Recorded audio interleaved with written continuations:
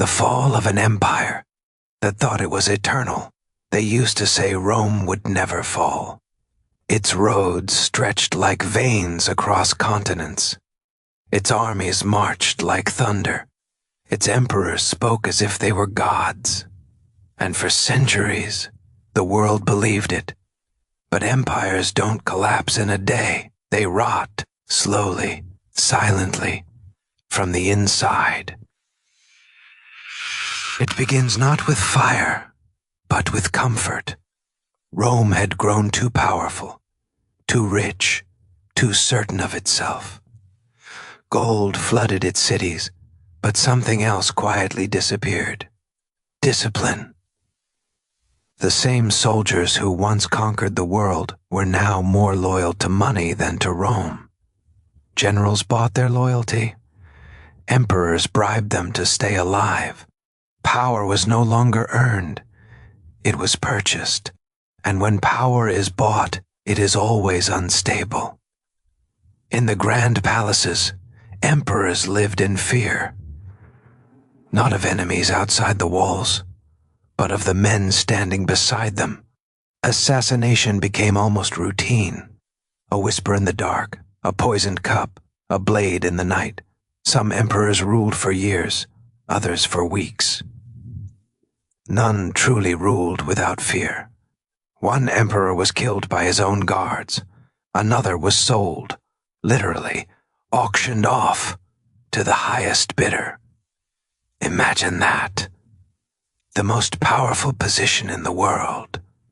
Sold like a piece of property. This was no longer an empire. This was chaos wearing a crown. Beyond the palace walls, the cracks spread deeper. The economy began to collapse. Coins that once contained pure silver were now mixed with cheap metals. Inflation rose. Prices soared. Ordinary people suffered while the elite grew richer. Farmers abandoned their lands. Cities became overcrowded. Hunger crept into homes that once knew only abundance. And still, the rulers demanded more taxes, more money, more sacrifice from people who had nothing left to give. Then came the armies. But these were not the Roman armies of legend. The discipline was gone. The pride was fading. Many soldiers were no longer even Roman.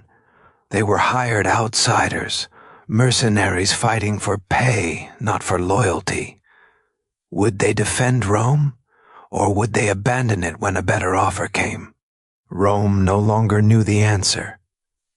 Far beyond the borders, something was moving. Tribes, not just one, but many. Goths, Vandals, Huns. They had heard of Rome's weakness. They had seen its gold. And they were coming, not as visitors, but as conquerors. At first, Rome tried to control them.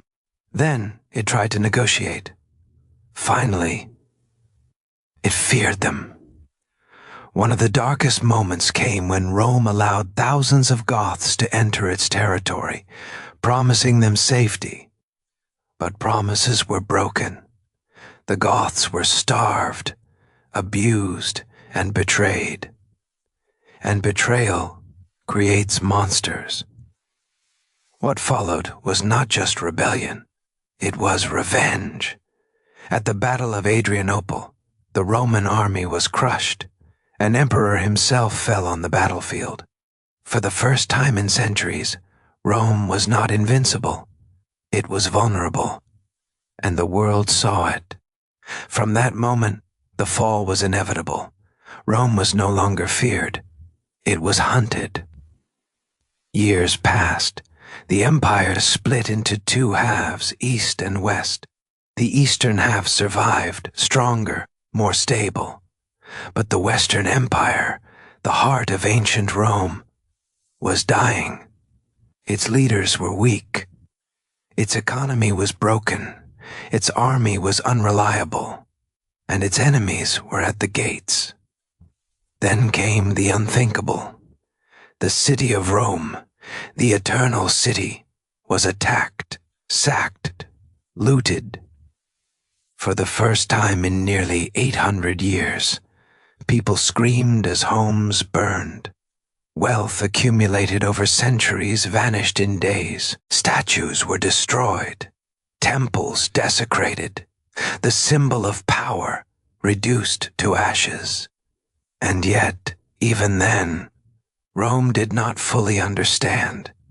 It thought it could recover. It thought it still had time. But time had already run out. In the final years, emperors became nothing more than puppets. Real power lay in the hands of generals and barbarian leaders. One of them was a man named Odoacer. He saw what Rome had become, weak, broken, empty, and he made his move. In the year 476 AD, a young boy sat on the throne. His name was Romulus Augustulus, the last emperor of the Western Roman Empire. He was not a warrior. He was not a leader. He was a symbol of how far Rome had fallen. Odoacer marched in. There was no great battle, no heroic last stand, just silence. The empire that once ruled the world ended without a fight. Romulus was removed from power, not killed, not tortured, just dismissed, like he never mattered. And just like that, Rome was gone. But here's the darkest truth of all. Rome didn't fall because of its enemies. It fell because it stopped being Rome. Its values eroded. Its leaders failed. Its people lost faith.